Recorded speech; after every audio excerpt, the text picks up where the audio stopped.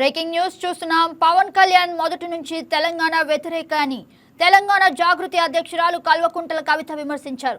AP deputy CM Pawan Kalyan జాగ్రత్తగా ఆలోచించి మాట్లాడాలని సూచించారు.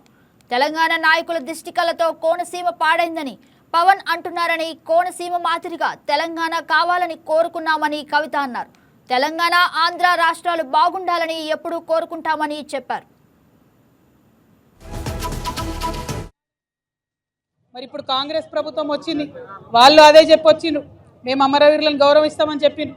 కానీ రాజీవ్ గాంధీ పేరు, ఇందిరాగాంధీ పేరు, ఆఖరికి మన్మోహన్ సింగ్ పేరు పెడుతున్నారు. కానీ ఏ ఒక్క పథకానికి కూడా శ్రీకాంతాచారి పేరు పెట్టాలన్న మనసు మరి కాంగ్రెస్ ప్రభుత్వానికి వస్తలేదు, ఆనాడు బీఆర్ఎస్ ప్రభుత్వానికి కూడా రాలేదు.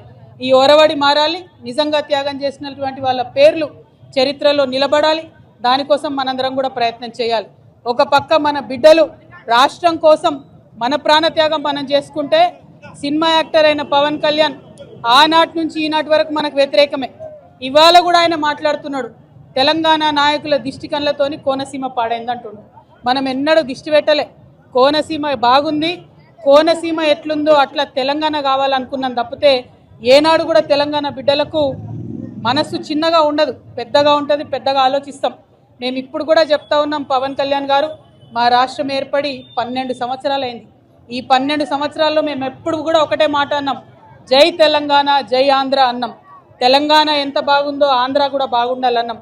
నేను ప్రత్యేకంగా లోక్సభలో నిలబడి ఆంధ్రకు ప్రత్యేక హోదా కూడా ఇవ్వాలని అడిగిన. మేము తెలంగాణ వాళ్ళం ఎప్పుడు కూడా పక్కోంది గుంజుకోవాలని చూడం, పక్కోడు బాగుంటే మా కళ్ళు మండయి, మేం బాగుండాలని కోరుకుంటాం తప్పితే పక్కవాడు చెడిపోవడాలని ఎప్పుడు కోరుకోలేదు. మా ఉద్యమంలో ఒకవేళ మేము అట్లా కోరుకున్నట్టయితే ఉద్యమ స్వరూపం వేరేలాగుండే. మా బిడ్డలు ఆత్మ బలిదానాలు చేసుకున్నారు తప్పితే ఒక్క పరాయి రాష్ట్రం వాడి వ్యక్తి మీద కూడా చెయ్యి ఎత్తలేదు మేము ఎప్పుడు కూడా. ఆ విషయాన్ని దయచేసి పవన్ కళ్యాణ్ గారు గుర్తుపెట్టుకోవాలి. ఆనాడంటే మీరు సినిమా యాక్టర్ ఏమన్నా నడిచింది, ఇవాళ మీరు డిప్యూటీ చీఫ్ మినిస్టర్, మీరు ఆంధ్రప్రదేశ్ యొక్క ప్రజలను దేశవ్యాప్తంగా రిప్రజెంట్ చేస్తారు. మీరు మాట్లాడే మాటలు కూడా మీ ప్రజలకు ఆపాదిస్తారు. కాబట్టి జాగ్రత్తగా మీరు ఆలోచన చేసి మాట్లాడాలని నేను పవన్ కళ్యాణ్ గారిని కోరుతున్నాను.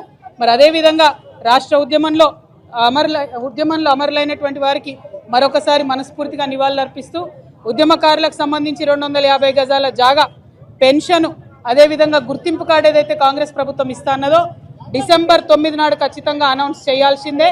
చేయకపోతే మాత్రం ఉద్యమకారులందరం కూడా గవర్నమెంట్ భూములు చూసుకుంటాం, జాగృతి జెండాలు వాత్తాం, భూ పోరాటాలకు ముందుకెళ్తామని చెప్పి తెలియజేస్తూ సెలవు తీసుకుంటున్నాను. హాయ్ వ్యూయర్స్, ఈ వీడియో మీకు నచ్చినట్లయితే లైక్ కొట్టి షేర్ చేసి వైకే టీవీని సబ్స్క్రైబ్ చేసుకోండి.